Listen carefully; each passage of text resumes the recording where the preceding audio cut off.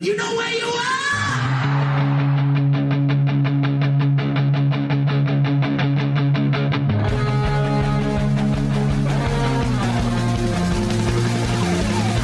This is Appetite for Distortion.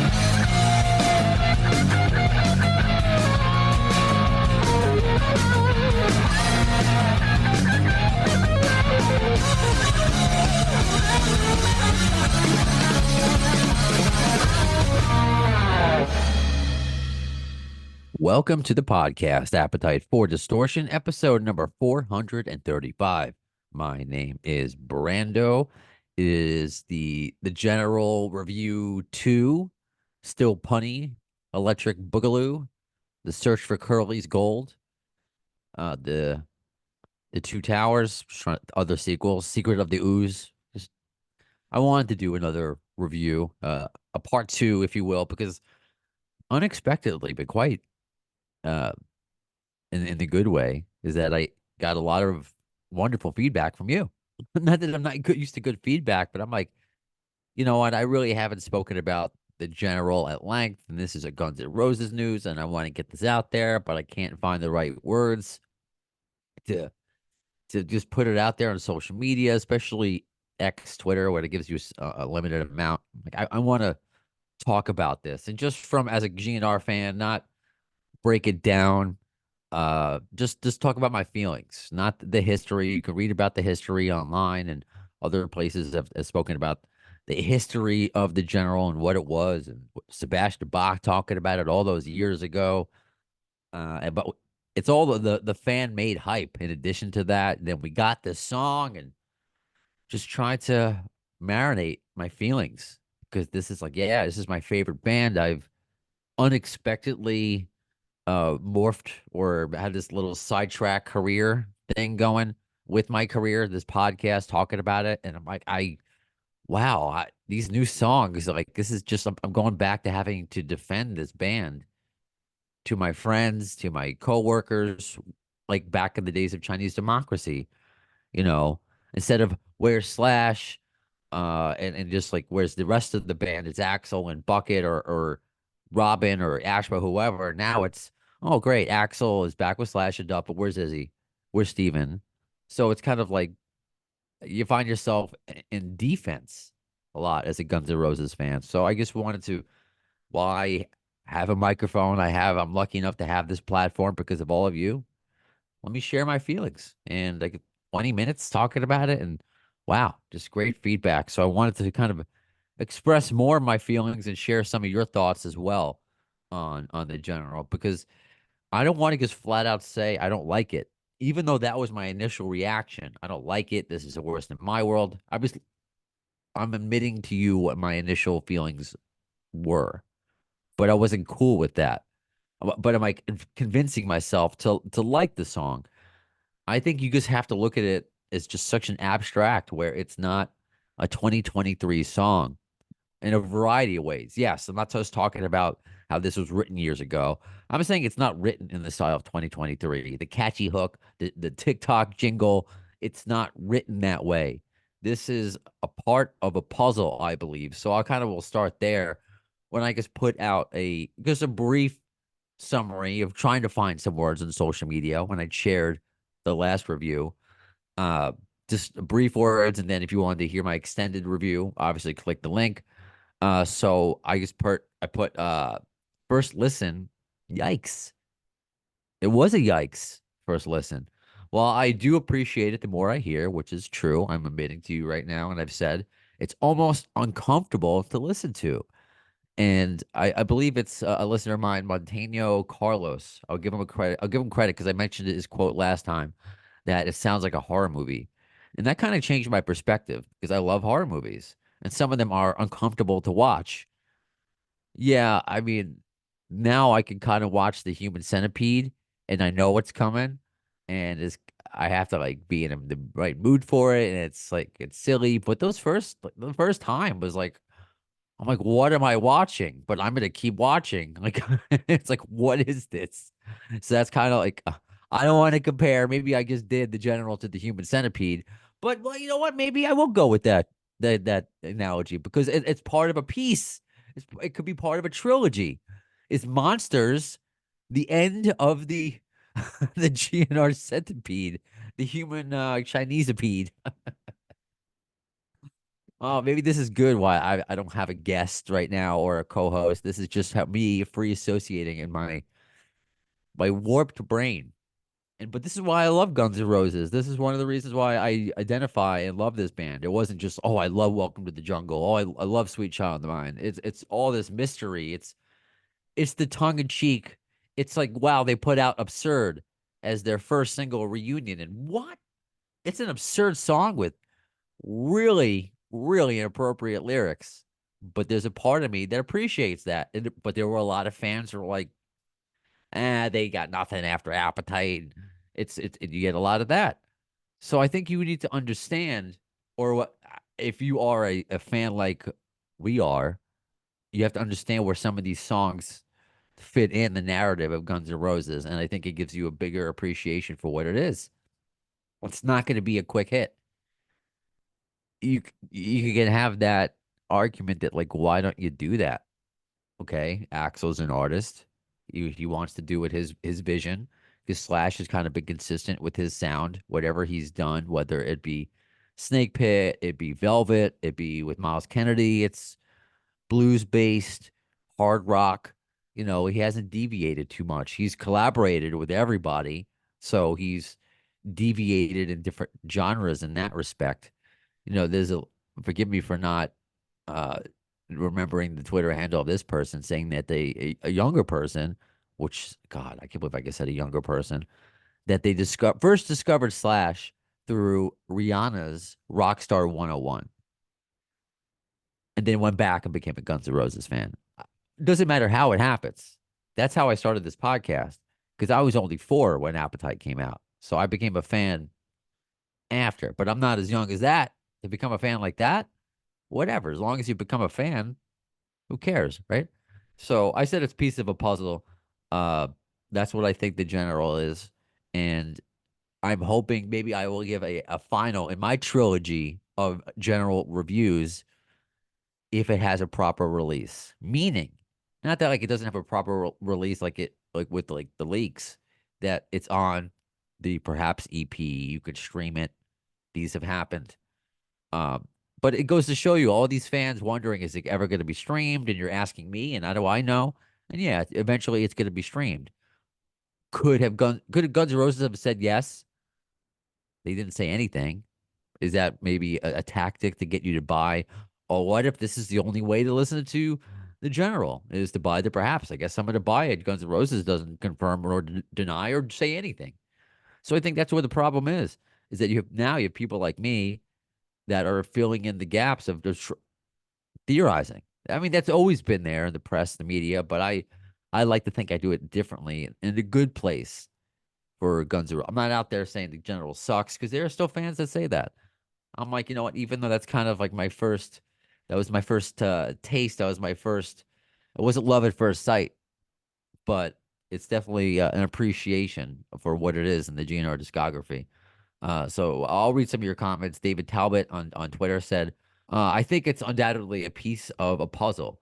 It's just whether we see the other pieces or not. Right. Are we get to see the pieces completely? I mean, that's kind of what I'm waiting for. Um, Black Suit Youth says it's on par with a lot of the awful Use Your Illusion demos that didn't make the cut. Probably could have been left in the vault. I mean, some of those demos aren't bad from Use Your Illusion, but does it make the album? That's something else. Like, is it a bad song? Was it unfinished? Did it fit? Kind of thing. So I'll be honest. I'm going to read all your opinions. I'm not going to show favor one way or the other. This is from Ken Nagel. The general blows. Think about this one back in 94, excuse me. Slash presented new songs to Axel for the follow up to Illusions, and Axel shot them down, and these songs became It's 5 o'clock somewhere. But he has no problem working with the Chinese democracy left over. So a few things there. Yes, that has been said. There was a shout out to another listener, Anderson, who it was recently the anniversary of It was a rock line interview between Axel and Slash, one of the few interviews that they've done together, talking about that, Slash submitting songs to Axel, and Axel would eventually say no, just like Ken said, and it became 5 o'clock somewhere with it, which is a great album, but it's not. It's obviously not the direction that Axel wanted to go to. All you have to do is look a few years later to Oh My God, which came out in 1999. I'm not even talking about Waiting for Chinese in 2008 or Waiting to What It Sounds Like Now, 1999. So 5 years. He wanted to go a different direction. That's part of the reason why they broke up. So that might have been just inevitable. And with the whole Chinese democracy leftovers, I may have said this last time, but this, I believe, was supposed to be a trilogy. I don't look at them as like leftovers. I mean, Chinese the leftovers are in actual food are delicious. Delicious. When I get my chicken and broccoli, which is what I always get from Chinese places, it's just my favorite. So I get the big quart size, and when I don't finish it that one night, I got leftovers. Just throw it in the microwave. It's fine. So I guess think saying a Chinese democracy leftover like it's just being thrown out, like it's just a whatever song is a it's a disservice because you listen to the general and it's not something that wasn't worked on. It was worked on maybe too much, if anything, but it was worked on. Um, Sky Road, the way I look at it in general, they could be experimenting, evolving with the new styles and sounds. Some work, some not so much. If they don't try, they won't know. She also writes, the baby brownstone is a cutie. Thank you. He's currently wearing one of his Slash onesies out with his mother, so which is why I can do this episode right now in peace. Michael Stroll says it's a pretty awesome B-side, as is absurd. And Gabby wrote, it's even better followed by Monsters. So yeah, maybe if that perhaps let's just say that's the first time I heard it on an album, and it's after perhaps, and it's before Monsters. It's this piece of the puzzle. I would have a different viewpoint of it. Um, but it's not something that it's not Sweet Child of Mine. I think we could say that. And so I'll read a few more. We got some Facebook ones. He says, Jonathan Wilson says, I think it came from management or people within Universal to keep their ears to the board's net over the years and all the speculation about the general. So it was a throw the dogs a bone type thing. Here's where I think these theories come in, and that can a lot of fans feel that way. It goes back to before where Guns N' Roses doesn't confirm or deny or say anything about the general being a digital release in addition to the perhaps physical copy. They don't say anything. So we're left to guessing.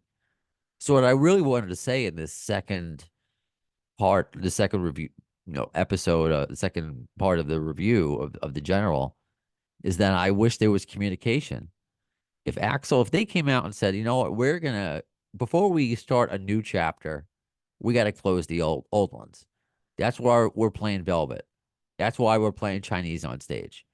So we're gonna finish off these Chinese songs that I always updated whenever a new member came in, and this is what it wasn't meant to come out back then. This is how it is now. It's so this is that, and maybe Slash and Duff bring in stuff that they were working on. Maybe there's a hidden Velvet Revolver song somewhere that they do that with Axel, and that's an album. It's maybe the leftovers in that regard, but you would love that.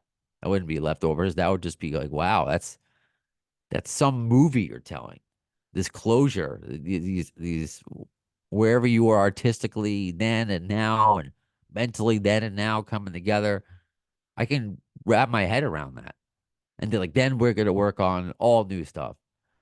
I mean, it seems like Slash has said that, and Duff has said that to not they haven't elaborated the way I think a lot of fans want to, and it's hard to give timelines because things get delayed and people get mad, but people get mad anyway. So I've seen it handled differently within the old camp.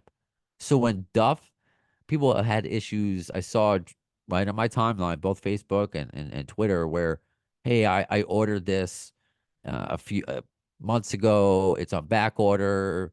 What's going on? Duff's account responded, hey, email me, we'll take care of it. So that's Duff. I'm pretty sure he runs his own account. So what's to stop Guns N' Roses for doing the same thing? So it's just a little more communication, I think. It goes a long way. Apologies go a long way. A lot of things go. I'll get to that in a second. Apologies go a long way. So we'll see it's just going to come. So I wanted to just get those thoughts out there, some of your thoughts. So you know what? Let me go to Facebook News and Roses. They said you're right. GNR will never make an Appetite 2, which is what I said. Oh, Axel and Slash are back together again. Oh, they're gonna. We're back to the '80s. No, it's not that. It's it's something else. But you at least with fans, you could grasp your head around it. Like, is this where are we going? Where do we go now? Kind of thing. So, and a lot of people say they're today. These Roses continue saying they're not going to write Appetite. That's where they were then. Today they're old with a wealthy lifestyle, and their thoughts about everything is different, mature. Their music isn't like the old days at all. It will never be. I love the Chinese Democracy era. I love that album, and really hope wherever the next album will be released, I hope it will be a mix of Appetite, Chinese, because yeah, and User Illusions. You would think it would be a mix of everything because they're bringing their entire experience, and that's their artists. So I think all of them are, but they're not faking it. Duff doesn't. I mean, look at him now. Yeah, he's a punk rock guy, but look at the music he's putting out now. Acoustic, slow, for the most part. And I've never really gotten into it. It's just me. I know they've got the tenderness, and this new one, Lighthouse, has gotten praise, a lot of praise. Bob Dylan from even wouldn't that be great? Bob Dylan and Duff write a song together. It's just, I think that's kind of helps my feelings with it. Where there are Bob Dylan songs I like, and I respect him as an artist overall and a songwriter, but famously, he doesn't have a great voice. Like people would make fun of his voice. That's kind of like always been a thing, but he's Bob Dylan. So there's really what are you gonna really say about it? He's not that kind of artist. And that's how I feel about Duff. I like his voice more with the punkier stuff. I like it when it's with Loaded or his solo album. But just talking about how Guns N' Roses aren't that guys, Duff isn't that guy from '93. He was borderline dead at that time. So I don't know if you would want to still do that, but I respect the hell out of his new efforts, especially the message, the mental health stuff getting out there. I mean, he's putting out full albums. He's putting out full albums, and who's to say that any of those could have transformed into a GNR song? But why didn't they? That's the thing. If Slash and Duff are writing stuff, are they bringing it to Axel? He's saying no. Is he? Is he just still? I'm on this path of industrial and it's never really stopped, whatever it is. But I guess as fans, especially if you bring back Slash, it's like you're not listening to your fans. And now here's where the question is: you listen to Monsters. If those of you who are lucky enough to hear the leak, like I have, because it's out there, it's not, it's gone, and it's gone. Um, that they have it in them. Songs that are, it's not the down and dirty rock. Parts of it, I guess, are, but it's not Appetite sounding. So it's like they would do themselves a favor by having a song or two if they came out with an album that sounded like that. And just to be like, this is what got us famous. Here we go. Here we go. I mean, this isn't going to pigeonhole us. You've seen Metallica take this ride of what they want to sound like and get yelled at for saying anger and Lulu and people still criticize, oh, nothing after Master or Lightning, is great. But they've had their new stuff is still good.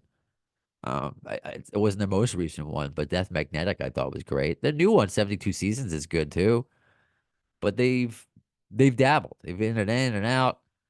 But GNR is never going to be like pigeonholed as a band that never changed either. I mean, you could give that shit to AC/DC, but you love AC/DC. We love AC/DC. That's just their formula.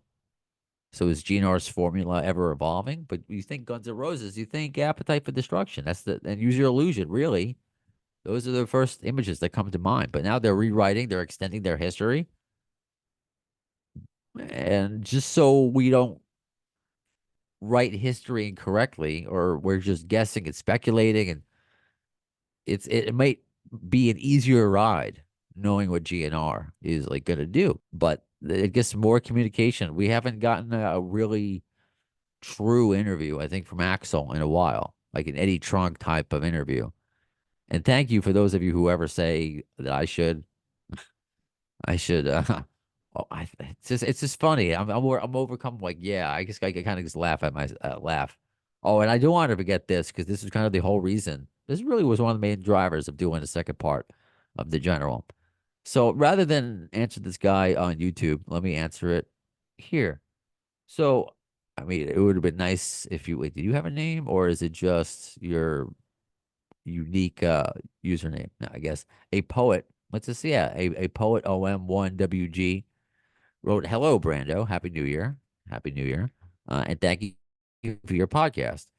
Thank you for listening. I would be interested in your opinion on the following verse from the general. Even after listening to it several times, I still don't know what words Axel is really singing." Okay, so the words of the general, which I said since the beginning, even when I was like, yikes, I respect I mean, the lyrics, it's hard to put out there. He could have shelved this one, being like, it's too revealing, it's too sensitive. My only regret is that I'm not going to sing it. My only regret is that I never took the time to forgive or forget all those unspoken feelings that were never spent or spared. All those who understand that love deserves respect. That love deserves respect. That line deserves to be read better, and not the or your sordid or distorted meaning. So we assume that he's talking about his abusive stepfather. That's the general. That's that's our assumption on there. Again, we're filling in. We either think it's about that, or maybe his biological father who abused him worse. But let's just say it's his stepfather, which is interesting. It's interesting because there's a photo which I initially thought was fake of a very young Axel with the stepfather. Uh, so that came out. So that's just kind of like sad to look at, and just knowing that fucked Axel up for a while. I mean, I guess maybe Axel needed to not live his life angry and needed just to forgive and forget, as literally as it says right there. Just like maybe on the unspoken feelings, things that I never got to say to you. Don't you have that? I have that with my dad. I mean, he never abused me, but still, I mean, I didn't say I love you enough or things like that. Just saying like, hey, whatever Axel wanted to say, he never got to say. So, I mean, that's my interpretation of this. Just obviously said a lot better via via Axl Rose. You know, and this let me look at this up too, because I want to end the episode with this, because I also wanted to get this out too timely, because for those of you, I always say the conversation continues on social media. So if you aren't on Facebook and even on Twitter, because I shared what happened on Facebook on there briefly, and then I took it down. So if you missed it, you missed it. So what happened? I mean, I've spoken about, I mean, over years, of course, working on Doug's book, and he's been on there before. Doug Goldstein, former GNR manager of 17 years, and I've spoken about why it fell apart. First, giving kind of vague details, but over time, getting more and more specific. Because honestly, over more and more time, I'm just like bothered by it, being like, nothing is even going to happen from this. Like, this is like nothing happened. It was more that like, okay, I did all this work for free, but it's like all these great stories never going to be told. For what? What? Because somebody from a literary agency just wanted to be like a jerk about it, and like the whole thing fell apart, and affected Doug and I's friendship because of it. And I told the guy, I swear to you, I told the guy that, I'm like, you're affecting our friendship by like what you're doing, like telling him one thing behind his back and then telling me another. Like, what are you doing, buddy? I was gonna say bro, and I think I said buddy. So it came out bloody. Uh, so what happened, as I said, mentioned last episode, what I decided to do was put up a Patreon. And I've always had one, but I never really promoted it. So I'm promoting it now.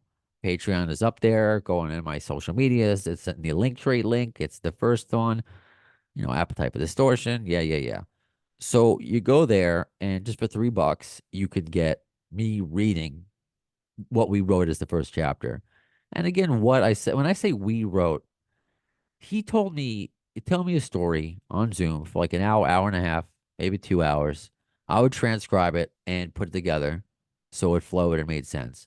And I would write it in my own words, but thinking I'm in the eyes through the eyes of Doug, how would I describe the situation? How would I describe my feelings? If Doug didn't I didn't get enough from Doug, I threw in my own stuff, and I would run it by Doug, and he's like, "Yeah, I would say that. I would talk. No, I wouldn't. I would use this word instead. Just things like that would happen." So the plan was, maybe still is, we'll see, that I'm going to read chapters rather. I'm not going to put the book out as is because it's not finished. I'm not. I would feel good just giving you that for a variety of reasons because is just the written words on a page, me giving to you no context. Like, who is this? Am I just giving you a book that was by him? Like, what is this? You need context.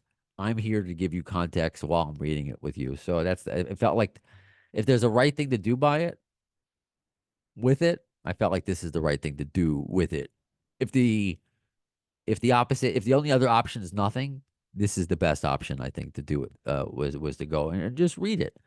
$3. That's all it is. $3. Consider it more than just watching a 45-minute video. Consider it a donation towards the 400 plus episodes that I've done of this on this podcast for almost 8 years. A small donation to the Baby Brownstone Hard School Fund. It'll go to his diapers and his college fund later on or something like that.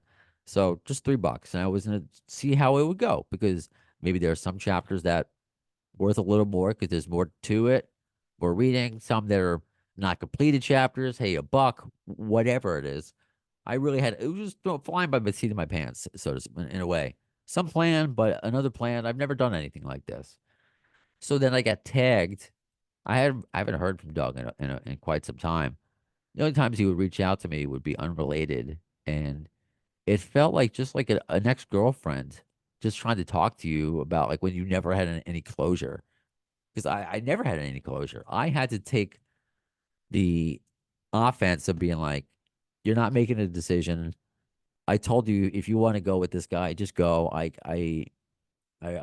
will shake hands, say it didn't work out. Just please, compensate me for my time, and we'll be done. And it never really got to that. It just kind of petered out.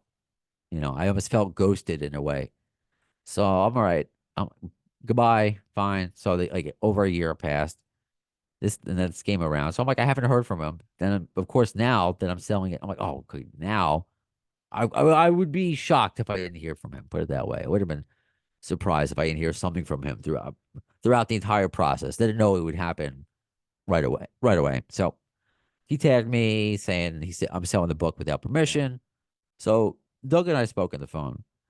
It's interesting how I don't know if you ever, you speak to a friend after you haven't spoken to them for a while, or even like an ex, and you just realize right away, like you guys click like you just kind of click, like there's something you kind of just picked up where you left off. So what I hope to find out about what was that first conversation with Axel and Slash like, I'll tell you what it was like with Doug. He got what I need from a lot of people. He gave me what I need from a lot of people, and it's not money, and I'll get to that in a second. He just said, I'm sorry for how things went down. And you know what? I said, I'm sorry too. You know, we both didn't like it. We both didn't want it to be this way. We both had a plan at the beginning. We both were having fun doing it. And for a few reasons, it just didn't end that way. But what I'm hoping, what could be a blessing in disguise, is that Doug will get involved in the readings of what we have.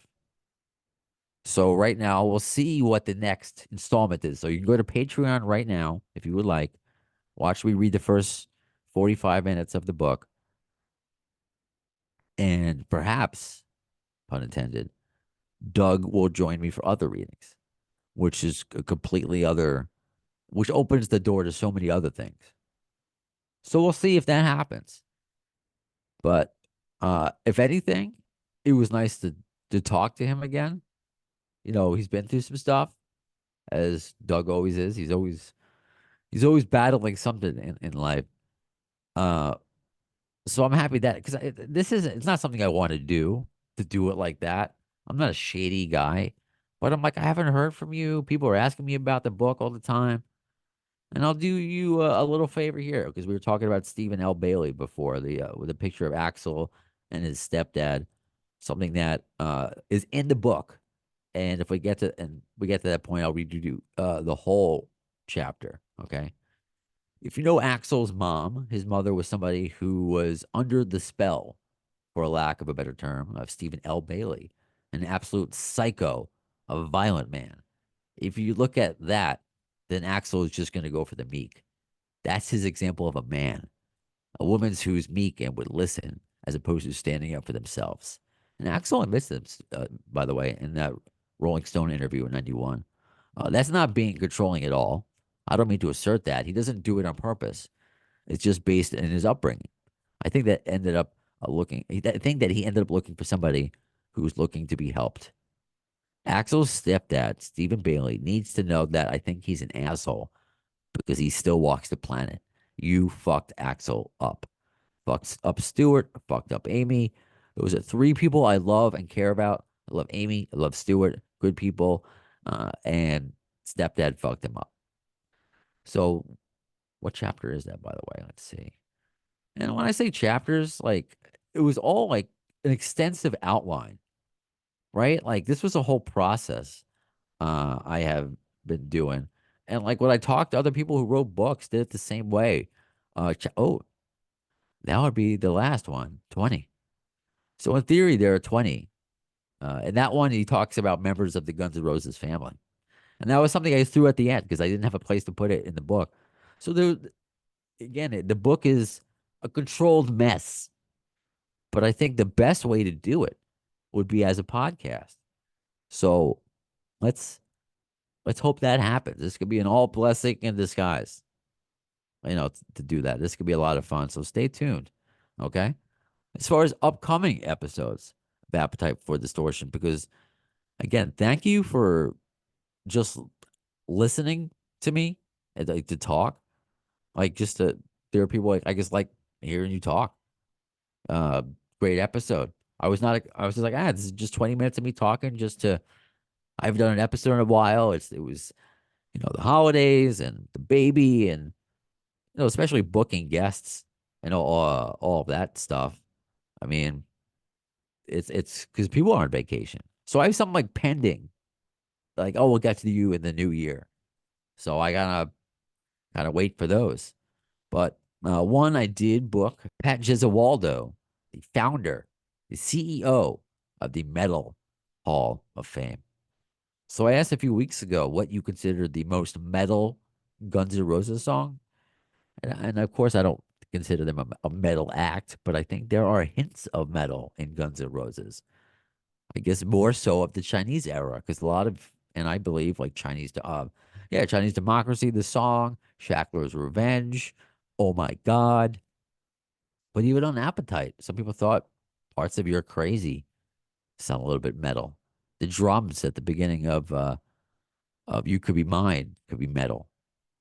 So I mean, if Mick Mars and Sebastian Bach are being inducted this year, what if Guns N' Roses got inducted or something like that? Right? For ambassadors of metal, they could do the Hall of Fame the right way. Imagine that. I'm going to ask about that. So stay tuned. You miss a lot. You missed the whole. If you weren't on social media, I say it every time. I don't just say it. And even if you were on social, you could have missed it because it was like the quickest feud. Shout out to Dan, a WWE Dan. where it's like your fight was like this, and it was a gif of Napoleon Dynamite and his brother Kip like slap fighting. I don't know. Both of us were like pissed, but both of us at the same time are like, we don't want this. We could do better than this. So hopefully, blessing in disguise. But I'm telling you all this right now. Documented. What happens? I tell you. See, I get rid of all the distortion. I tell you what's happening here on Appetite for Distortion. So until next time, when is the next episode? The words of Axl Rose concerning Chinese democracy. I don't know if soon is the word, but you'll see it